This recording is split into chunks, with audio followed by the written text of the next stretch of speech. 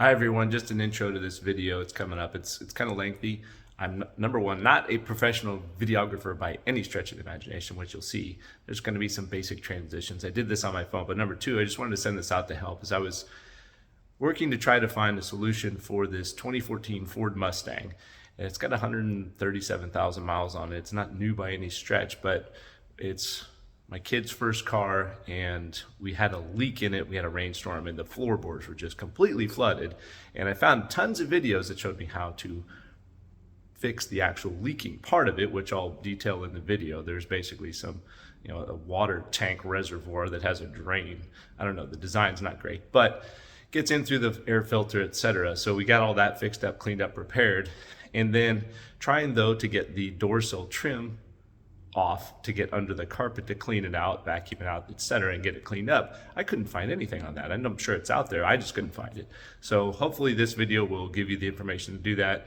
And I did mess some things up, broke some stuff, got it fixed up. It seems to be a good repair. Didn't really cost me anything to do it. So hopefully you enjoy the video, the information.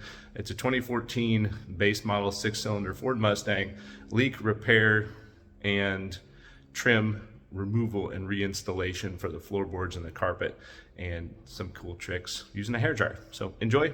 Thank you very much. Like and subscribe as usual. Thanks. Bye. Well, everybody, all right, we've got a 2014 Ford Mustang. We've had it for just a few weeks, and we had a huge rainstorm the other day, and my daughter says that her passenger side floorboards are soaked. Sure enough, they are. And you've probably seen a lot of videos on how to fix this problem, but the first thing I'm going to do is I pop the hood. We're going to go in and look at the drains for what I would call is not the greatest design in the world. We'll drain the water out, but I'm also going to remove this front seat and get the carpet all dried out. And the first thing I'm doing, I've got a 15 millimeter socket wrench. I'm going to remove these two bolts right there and right here. And then on the front side, take this off here. On the front side, there are two bolts right there. It looks like it's a little bit smaller. I don't know if it's 15 millimeter or not yet because I haven't tested it.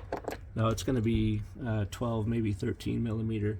But there's one bolt there, and there's another one right over there. So I'm going to take those out and remove the seat and see how it goes. All right, these particular bolts are 13 millimeters, so I've got them kind of unscrewing, and that one's loose, as you can see. So I'll continue taking it out,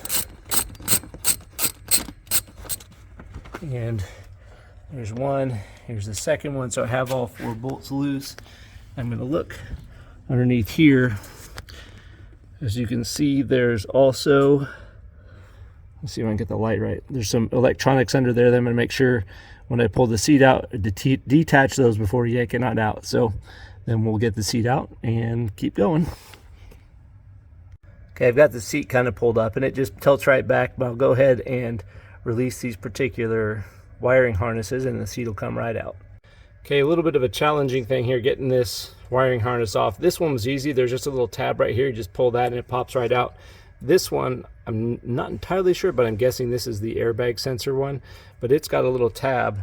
If you can see it on the back side under here, and as I push on that from the back side and pull it out, I can't do it with both hands, but you can see the tab kind of moving right there. So as I push on that tab, it pops right out, and that's how you remove that. Okay, as I get this sill plate taken off, there's these clips on the bottom. There's 4 of them. This one snapped off completely. These ones, it looks like it snapped off on all 3 of these underneath. I didn't see anybody when I was looking on all the forums, and they snap into these little blue tabs right here. You see how that one's just sitting there. I didn't see anyone that showed me how or talked about how. They just, everything said just pick them up or pull with consistent pressure and force and it'll pop right off. So that's what I did, and sure enough, this one popped right off, except it's not how it's supposed to pop off. But anyway, that's what I figured it out. If I figure out something more than that, I'll let you know.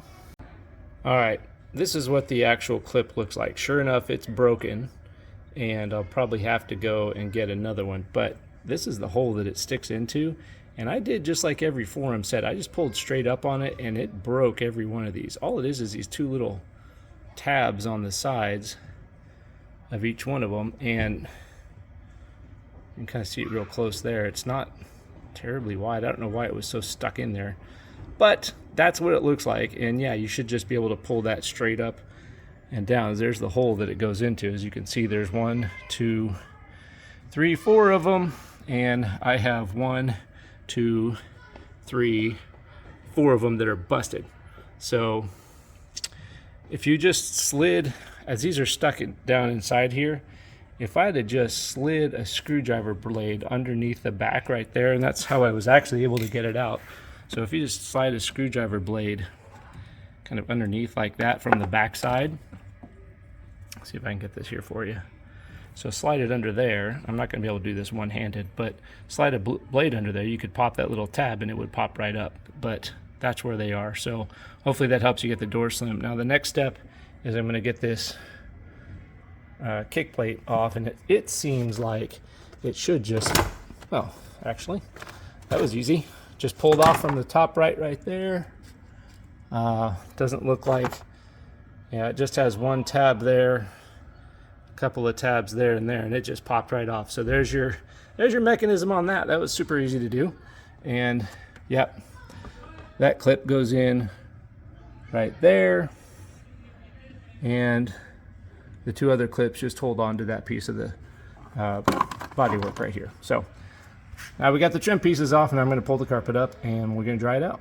This seriously is how easy this was. I just literally slide this under here and it pops right up. Look at that. That was it. So that's how you get those things up. Hope that helps. All right, next step was this fuse panel was back here, and it just hooks in, as you can see, with the hooks back there, and it was up in here and it just pops right out. So that's not going to be hard. And then I can get in underneath the carpet, and sure enough, as you look under here, this is completely soaked under here. So I'm going to be able to get that all vacuumed out and then let it dry out, and we'll be good to go. All right, got all the door trim off, got the carpet kind of pulled up, got it propped up with some wooden stakes, and as you can see, it's literally dripping water under here. So I'm going to go ahead and vacuum this out. I've got the shop back here and the wet dry, and I'm just going to vacuum everything out real thoroughly. I'm going to shampoo it with a different shampooing vacuum as well, and then just let it dry. Probably put a hair dryer in here, just with it, leaving it blowing, and let it get out, dried out real thoroughly. And that should be the fix. Put it all back together and it'll be all dried out, and then I'll show you what I'm doing to check the air filters after that. All right, here we are. We got all the water drained and vacuumed out from underneath, and I've got a hair dryer upside down and turned on, just blowing air in and out of there. You can kind of see it going. So hopefully that'll expedite the process, and I'll get it dried out. So we'll keep you posted. Okay, I have vacuumed all the sludge and slime and nastiness out of the carpet. The water that was in the vacuum was darn near black, and it was in this rigid portable shop vac. And I have added some, basically a Mr. Clean shampooing solution. I was going to use the pet vacuum, but decided that basically is the same thing. And then the solution in the pet vac was basically 4.67% hydrogen peroxide. So I thought, you know, I'm just going to use some Mr. Clean. We're going to shampoo. So I sprayed it thoroughly underneath on the padding and also on the actual carpet. Now, the other part that I'm fixing to get to is the actual source of the problem, which there's a lot of videos, y'all have probably seen them, where it's an issue with the cabin air filter drain hole. Again, I don't know who designed this, but my understanding is that it's just not a good idea, and the way that they designed it is just awful. But okay, so this piece right here is what we're looking at, and I am going to remove that particular fastener as well as this one, and all you do is you unscrew the Phillips screw, and then underneath, as you can see, it has basically, it spreads it out kind of like a wall anchor, and when you do that, this piece should pop right up and off. And then behind there is the drain, and then back down under there, see if I can get my camera to where y'all can see it. Where's the lens? The lens is over there. Okay. Okay, right above, there it is right there. So that is the drain for that reservoir, essentially, is what it ends up being. And I'm gonna flip my camera over, maybe that'll work. I don't know. Apologize for the poor camera work, but I'm doing what I can here. I have a headlamp on as far as, so right down, actually you can see my shadow right there. That's the actual drain, and it is at the bottom of a reservoir that's at the bottom of this area, and it gets filled with any kind of debris, leaves, pine needles, whatever it happens to be, even sludge, and it will clog up very badly. So I'm going to get in there and see if I can get that fixed up. Then, now right here, you can see this other one is the drain line, and I'll just pull this, oh my. Oh, yep. There would be the reason why that thing doesn't drain very well. Full of leaves and debris and nasty muck.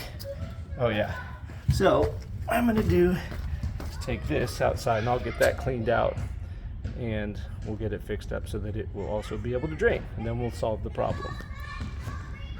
All right, got this cleaned up. Just use a scrub brush and some Dawn. It's not perfect, but that is what it should look like, and it just drains out. And in order to replace this back in the car, you just take it and put it back up underneath the hole from which it came, and I'm feeling up inside there and making sure there's no debris up in there that's really holding it back, which is good. And I'll go ahead and I'll take this part of it off here in a minute as well, but that's it. It just pops right back in there and just kind of sits there, and it's held in by its, it's kind of seated there, but just sits there, nothing fancy, and that's it.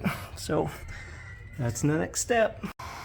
Okay, we have completely shampooed the carpet, and I did a carpet rinse and a vacuum out as well. Now I've got the hair dryer set up on load. I'm just going to leave that there to just dry it for a few hours. Probably not overnight, but I'll let that happen and it'll dry out nicely. The carpet smells nice and fresh, which is a nice part of it as well. And we'll, hopefully this will be the end of this problem. So I'll let you know. Okay, we're at the part where we're going to be removing this cover for where the air filter and cleaner is.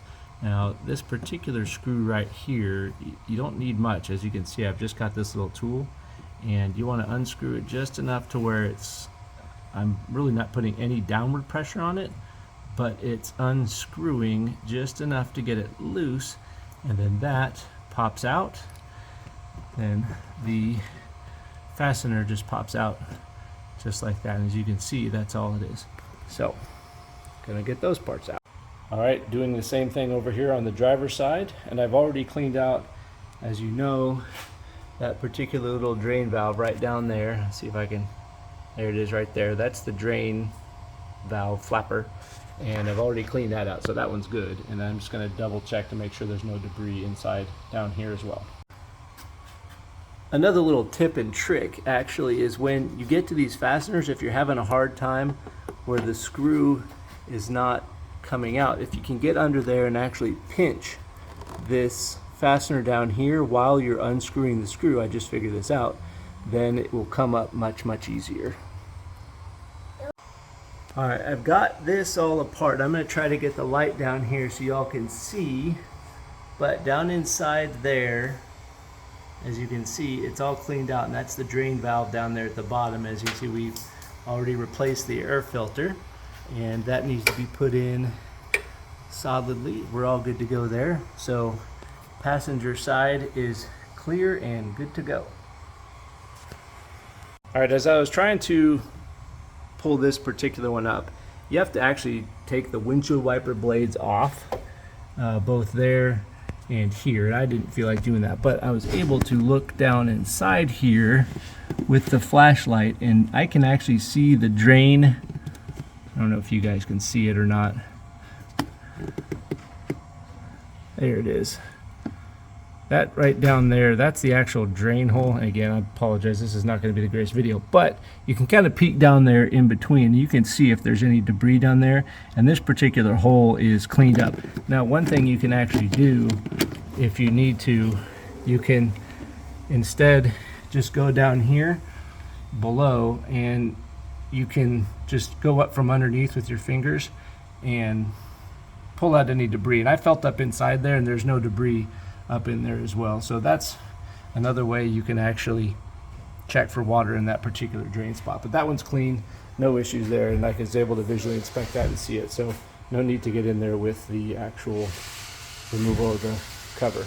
Okay, got the rivets and fasteners back in place, got the cover vent back in place. Obviously, I don't know if you noticed this, but this is where the actual air comes in.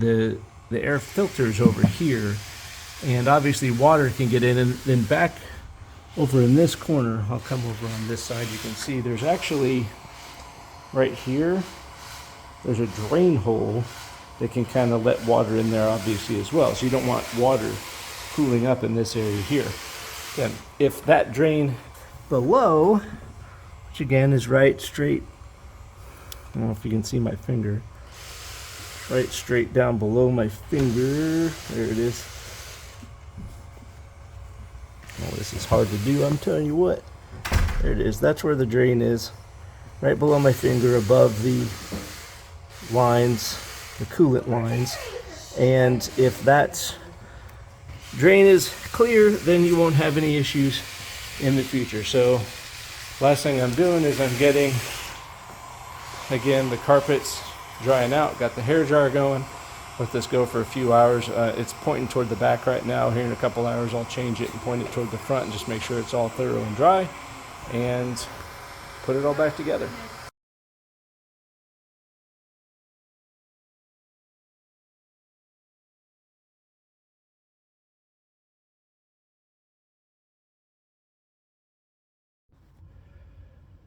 I've put everything back together. The carpet actually smells really fresh. It's nice and clean and looks really good. I vacuumed it out, let it dry out. I had the hair dryer under there for about a day total just to make sure it was super, super, super dry. And it's looking really, really good, ready to go back together. So I'm putting it all back together. And as I mentioned before, these particular pieces on the scuff panel for the door sill had broken off. So what I'm doing is I'm putting double-sided mounting tape. I'm using the 3M Auto molding tape, and I'm putting that on all the way across here. I've obviously cleaned it off with rubbing alcohol, and then as you can see here on the actual door sill, I cleaned it off really well with the rubbing alcohol as well. So putting it all back together, it should hold. If for some reason it doesn't, then I can order through, I'll include the link below, but there's a website. One of these little panel pieces costs $40 plus shipping. It's not too bad. If you order $99 on their site, they'll ship you for free. I don't know if I'll order $99, but that's where I am. So I'm going to get it all back together. I'll show you when it's done. The last piece I have to do is, again, put the seat back together, 13 millimeters in the front, and then the 15 millimeter bolts in the back as well. So apologize for the lighting on the camera and all that. I'm wearing a headlamp. It makes it a lot easier to see everything. So I'll put the seat electronics back on there as well, and we'll have a car back up and running. Hey, real quick, before you put the final bolts back in, again, we've got the two nuts on the back and the bolts on the front. Obviously nuts here, just be sure to hook up your seat sensors before you do that. It's a little bit easier if the bolts aren't in.